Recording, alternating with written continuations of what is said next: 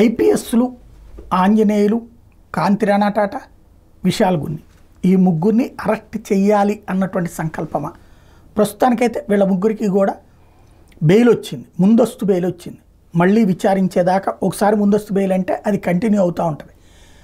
లేదు వీళ్ళని ఖచ్చితంగా మేము విచారించాల్సిందే అని ప్రభుత్వం పట్టుబడితే అప్పుడు అరెస్ట్ చేయడానికి అవకాశం ఇచ్చేది ఉంటుంది. అయితే విచారించడానికి అవకాశం కల్పిస్తూ కోర్టు ఆదేశాలు ఇవ్వాల్సి ఉంటుంది.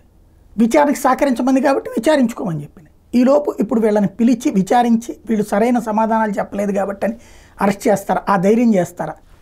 ఎందుకంటే ఒక్కసారి ఈ ఐపీఎస్లది తేనె తొట్ట కదిలిస్తే ఇప్పుడు అరెస్టులు జరిగితే రేపు మళ్ళీ అరెస్టులు జరుగుతాయి అన్నటువంటిది ఉంటుంది.